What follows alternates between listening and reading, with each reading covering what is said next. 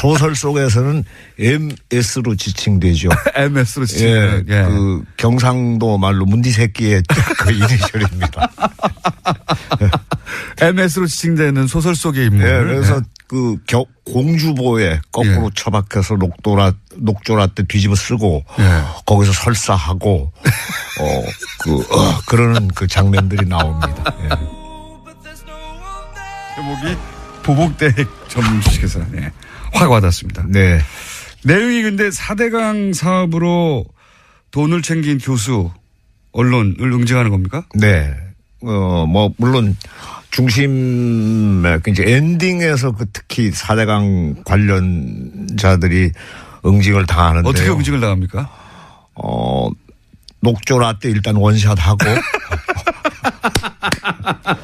그리고 이제 그 원흉으로 상징되는 인물이 있습니다. 딱히 뭐 누구라고 이름을 거론할 수는 없습니다만은 소설 속에서는 MS로 지칭되죠. MS로 지칭. 예, 그 경상도 말로 문디 새끼의 그 이니셜입니다. MS로 지칭되는 소설 속의 인물. 예, 그래서 그 공주보에 거꾸로 처박혀서 녹조라 때 뒤집어 쓰고 거기서 설사하고 그러는 그 장면들이 나옵니다. 예. 아니 근데 왜 소설의 소재가 이게 10년 만에 10몇 년 만에 쓰신 소재 아닙니까? 네. 소재가 어떻게 4대강이 됐나요? 근데 제가 볼 때는 사실은 세상이 너무 썩어서 이제는 마침내 그 생명의 근원이 되는 물조차도 다 썩어 문드러지게 만들었는데 그것은 제가 생각할 때는 인간이 썩었기 때문에 물조차 썩는 시대가 왔다고 생각했습니다. 그래서 4대강이 그걸 상징한다고 보셨군요. 네네. 그리고 인간 세상을 썩지 않게 만들어야 되는 방부제 역할을 해야 할 사람들이 오히려 부패 촉진제 역할을 했다. 이렇게 단정을 하고 이것을 소설 속에서라도 응징을 해야 되겠다. 응징을 해야 되겠다. 이렇게 생각을 했습니다. 응징의 주체는 누가 되는 겁니까? 소설 속에서. 정동원이라고 하는 주인공인데요. 30살의 그 은둔형 외톨이입니다. 은둔형 외톨이. 외톨이인데. 선생님의 저의 그 옛 모습이죠. 페르소나입니까? 예, 소설 속에서. 예. 그래서 그 젓가락 날립니까 그 친구가? 아니 그렇지는 않습니다만 나무들과 대화가 가능한 나무들과 대화가 가능한 채널로입니다. 나무들과 평소에는 대화를 하다가 네네 이 4대강 사업이 끼치는 폐해를 직접 경험하고 본인이 직접 나서서 이들을 응징하는 나무로부터 정보를 얻죠. 나무로부터 정보를 그러니까 그 응징을 당해야 할 사람들의 비리 누구를 만났는지 어떤 일을 했는지 이것을 집안에 다 나무 한 그릇씩은 뭐 화분이든 식물 하나씩은 키우지 않습니까? 그래서 그 백냥금이라고 하는 식물로부터 정보를 얻습니다. 식물들이 국정원 역할을 하는 거네요. 그렇습니다. 예, 맞습니다. 국정원 식물들이 정보를 이 그 30살의 주인공에게 전해주고 원래는 이제 나무들과 대화하고 이렇게 자연 속에 살던 인물인데 도저히 그냥 지나갈 수는 없다. 그래서 차단했습니까? 이 사람들은? 그 식물들을 대개 보면은 거의 그 동물하고 다른 점이 뭔가 하면은 한 자리에 붙박여서 딱 선체로 다 생존을 의식주 문제를 해결하지 않습니까? 그래서 저는 조금 동물들보다는 그 생존에서 상당히 좀 신사적이고 그야말로 헌신적인 이런 생명체로 이 4대강의 그 욕망에 그 매몰된 인간들을 동물 쪽이라고 보셨고 그렇죠. 예, 그렇습니다. 자기 자리에서 자기 역할을 해나가는 소시민들을 이제 식물적이라고 보신 거네요. 그래서 이런 소시민이 복수에 나서는 그렇습니다. 녹조 라떼를 퍼먹게 함으로써 설사를 하게 만들고 그리고 뭐 그 이제 고양이 이마에다가 대못을 박는 또 젊은이가 하나 나옵니다. 그래서 뭐 동물을 학대한다든가 그다음에 또 어린이를 학대한다든가 또는 이제 정치적인 권력을 이용을 해서 예.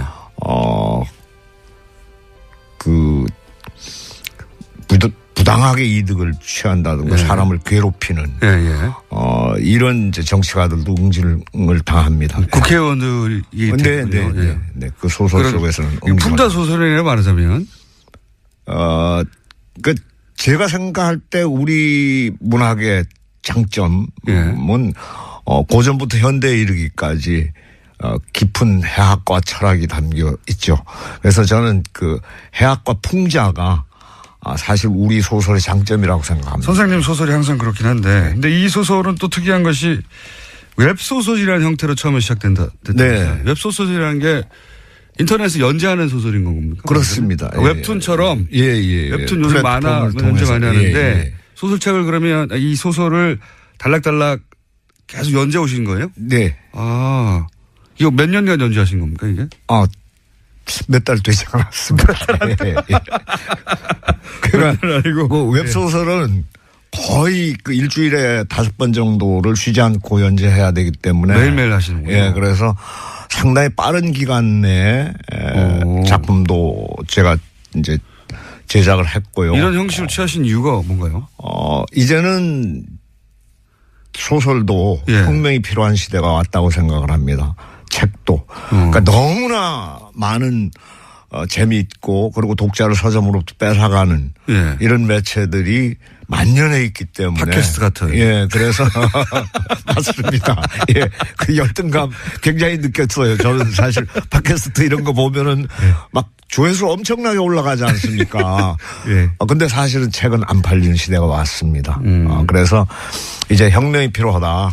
책의 형식에도. 네네. 그래서 그러면 이런 웹소설의 형식이면 실제 중간에 끊임없이 피드백을 받아서 그 줄거리도 바뀌어갈 수도 있고 그렇잖아요. 네, 약 그 3,000명 정도가 사실은 그 댓글을 달았고요. 그리고 40만이 넘는 구독자가 최단기간에 그 소설을 구독했습니다. 네. 선생님 소설이 항상 뭐 인기니까요. 근데 이게 외부로 연재되니까 더더군다나 본인들이 이 소설이 어떻게 진행될지에 대해서 참여하고 싶기도 했을 것 같고 그런 것도 영향을 주면서 이렇게 주고받는 소설이 됐나요? 실제 영향을 받으셨어요? 제가 댓글은 달았습니다만은 이제 어쨌든 기존 그 소설 속의 기전은 제 소설이 홍익인간의 정신에 부합하는 소설이 되기를 바랬습니다. 그러니까 인간을 널리 이롭게 하는 소설이 됐으면 이런 생각을 했죠. 예. 제가 궁금했던 건 뭐냐면 웹에서 이렇게 실시간으로 피드백이 있으면 주고받으면서 소설이 발전해 가고 방향도 그렇습니다. 영향을 미칩니다. 예. 그래서 사실은 마지막 부분에 제가 이제 독자들께 질문을 던지는 게 하나 나옵니다. 그리고 모든 독자가 그 질문에 갇혀버리게 만드는 이런 전략이 사실은 댓글들을 통해서 제가 느끼게 된 발견해낸 방법입니다. 그러니까 소설가하고 독자들이 일종의 공동 작업을 해가며 소설을 완성해 가는 거네요? 뭐 거의 그렇게 보시면 좋죠. 예, 웹소설은 특히. 이런 거 처음 해보셨죠? 예, 처음입니다. 예. 반응이 뜨겁고 그래서 책으로 이제 출판되는 거고. 네네. 앞으로도 이런 형식의 웹소설이 더 나올 수도 있겠네요? 그렇습니다. 예. 우리나라에서 이렇게 웹소설이 본격적으로 기성의 작가에 시도된 적이 있나요? 네. 뭐 박범신 작가라든가 또는 조정래 선생 같은 경우에는 실제로 먼저 책 내기 전에 연재부터 했었습니다. 근데 이제 소설책을 이미 탈고해 놓고 그걸 웹에 연재하는 것과 소설책을 소설을 독자들과 함께 계속 만들어가는 건 다른 거잖아요. 다르죠. 네. 그런 형식을 취하신 거죠, 이번에는? 근데 거의 쫓기는 기분은 못 버립니다. 그래서 이게 마감이 작가를 만드는 형식이구나 이런 생각을 했었어요. 매일매일 조금씩 쓰면서 그중에 피드백을 받아서 소설이 살아 움직이면서 독자와 함께 계속 이야기가 발전해가는. 재밌겠습니다. 보복대행 전문 주식회사라는 책이고요.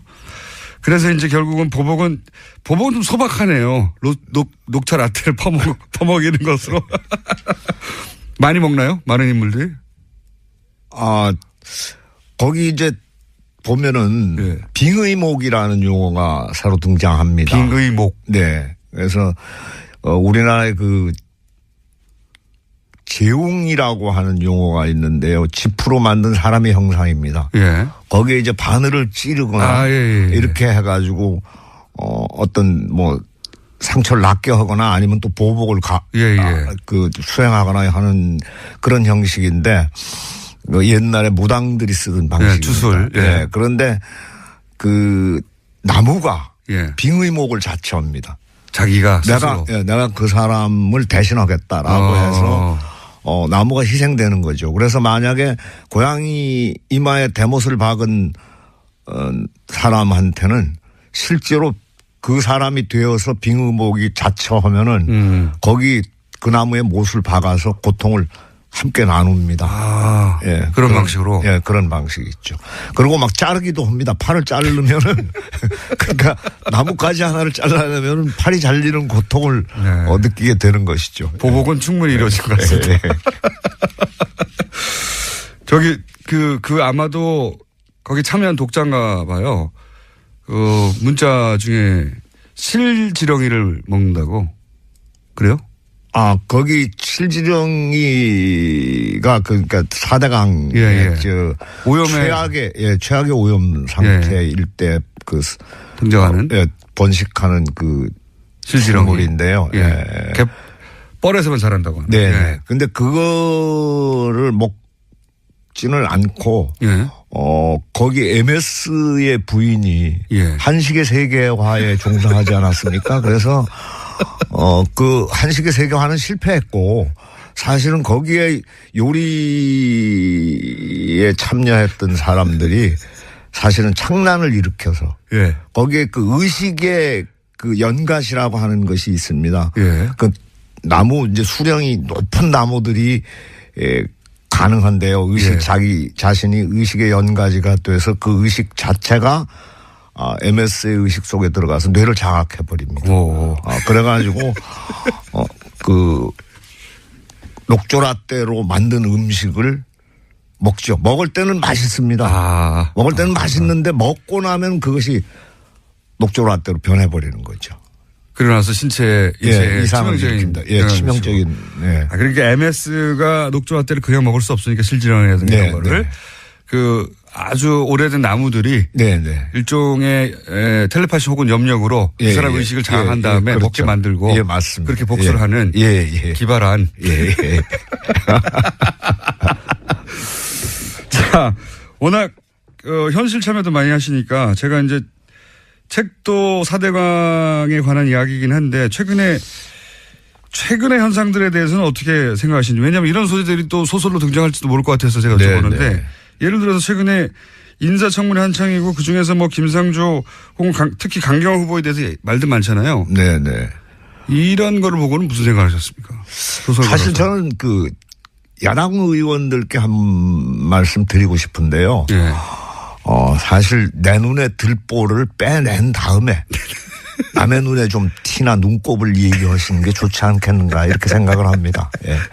그렇게 한마디로. 그런 질문을 할 자격이 있느냐 당신들이 뭐 이런. 그렇습니다. 블랙리스트 기억 나오셨으니까. 사회적 이슈하고 관련해서도 얘기할 거리가 몇 개 있어요. 선생님이 또 블랙리스트에 올랐을 것만 같은 인물인데 블랙리스트에 올리지 않으셨어요. 굉장히 불쾌했었어요. 아니 세상에 거기에 대개 블랙리스트에 오르신 분들은 진정한 예술인들, 진정한 문화인들인데 저를 거기서 제외한다라고 하는 것은 제가 뭐 제 진정성을 의심했다거나 아니면 능력을 좀 너무 과소평가했던 것이 아니라. 중요하지 않은 소설가다. 그럼요. 제외된 반정부 거죠. 인사이긴 하나. 중요하지 않다. 그래서 상당히 불쾌했는데 나중에 청문회 때 보니까 사찰자 명단에 올랐더군요. 블랙리스트가 아니라 사찰을 직접 당하신 거죠. 그래서 뭐 청와대 민정수석실이나 국정원에서 직접 관리 감독하는 등급이 훨씬 높으셨던 거예요. 그런 존재였죠. 실제 그런 거를 느껴보신 적 있어요? 사찰을 당하고 있다? 근데 사실 그 사찰을 제가 당했다라고 하는 사실은 예. 청문회를 통해서 알게 됐고요. 예. 생활을 하면서 이럴 리가 없는데라고 하는 경우는 굉장히 많았습니다. 아, 어떤? 뭐 예를 들자면 뭐 방송이 잡힌다든가 예. 또 강연이 잡힌다든가 예. 뭐 이렇게 되면은 다 성사가 됐다가 예.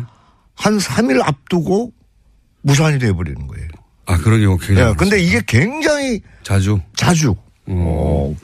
방송 다 섭외가 돼서 이제 나가기로 돼 있는데 3일 전에 없어진다든가. 예, 예. 근데 그렇게 되면은 그런 건 드물죠, 사실은. 예. 선생님을 섭외하기도 힘든데. 예, 예. 섭외해 놓고 3일 전에 취소해버리는 거는 방송사 입장에서는. 그래서 왜 그러느냐고 물어보면은 예. 대답을 안 합니다. 그래요? 예. 강연도 마찬가지고요? 뭐 그냥 더 묻지 마시고 그냥 그렇게 된 것만 알아주십시오. 이렇게 얘기를 하죠. 예. 뭐 소위 외부 행사들은 항상 그런 식으로 날아갔군요. 예, 예.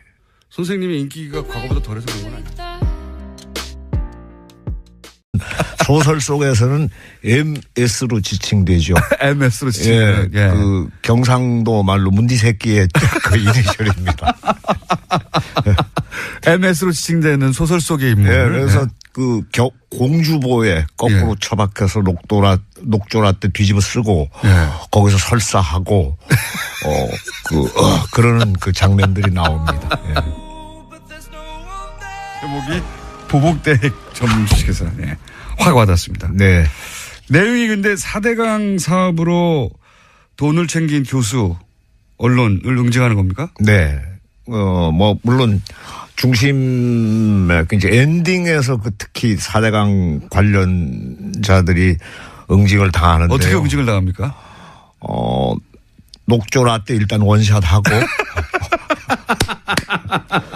그리고 이제 그 원흉으로 상징되는 인물이 있습니다. 딱히 뭐 누구라고 이름을 거론할 수는 없습니다만은 예. 누구를 만났는지 어떤 일을 했는지 예. 이것을 집안에 다 나무 한 그릇씩은 뭐 화분이든 식물 예. 하나씩은 키우지 않습니까? 그래서 그 백냥금이라고 하는 식물로부터 예. 정보를 얻습니다. 예. 식물들이 국정원 역할을 하는 거네요. 그렇습니다. 예, 맞습니다. 예. 국정원 식물들이 정보를 이 그 30살의 네네. 주인공에게 전해주고 네, 예. 원래는 이제 나무들과 대화하고 이렇게 자연 속에 살던 인물인데 도저히 그냥 지나갈 수는 없다. 네네. 그래서 차단했습니까? 이 사람들은? 그 식물들을 대개 보면은 예. 거의 그 동물하고 다른 점이 뭔가 하면은 한 자리에 붙박여서 예. 딱 선 채로 다 생존을 의식주 문제를 해결하지 않습니까? 예, 예. 그래서 저는 조금 동물들보다는 그 생존에서 예. 상당히 좀 신사적이고 신사적이다. 예. 그야말로 헌신적인 이런 생명체로 이 4대강의 그 욕망에 그 매몰된 인간들을 동물적이라고 보셨고. 그렇죠. 예, 예. 그렇습니다. 예. 자기 자리에서 자기 역할을 해나가는 소시민들을 이제 식물적이라고 보신 거네요. 그래서 이런 소시민이 복수에 나서는. 그렇습니다. 녹조 예. 라떼를 퍼먹게 함으로써. 예. 설사를 하게 만들고. 예. 그리고 뭐 그 이제 고양이 이마에다가 대못을 박는 또 젊은이가 하나 나옵니다.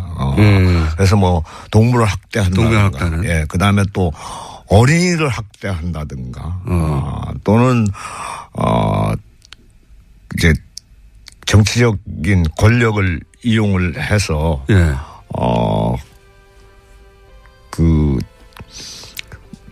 부당하게 이득을 취한다든가 예. 사람을 괴롭히는 이런 이제 정치가들도 응징을 당합니다. 국회의원들이 네. 그 소설 속에서는 풍자 소설이라고 말하잖아요. 소설 속에서는 MS로 지칭되죠. MS로 지칭.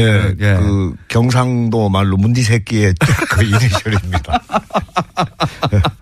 MS로 지칭되는 소설 속의 인물. 예. 그래서 그 공주보에 거꾸로 처박혀서 녹조라 때 뒤집어 쓰고 거기서 설사하고 그러는 그 장면들이 나옵니다. 예.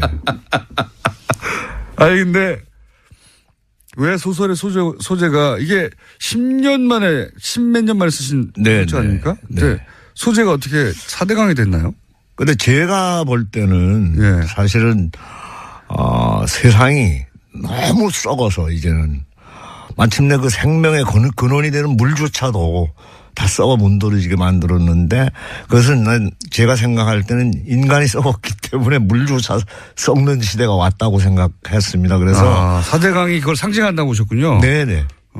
그리고 인간 세상을 썩지 않게 만들어야 되는 방부제의 역할을 해야 할 사람들이 오히려 부패 촉진제의 역할을 했다. 이렇게 단정을 하고 이것을 소설 속에서라도 응징을 해야 되겠다. 응징을 해야 되겠다. 이렇게 생각을 했습니다. 응징의 주체는 누가 되는 겁니까? 소설 속에서. 정동원이라고 하는 주인공인데요.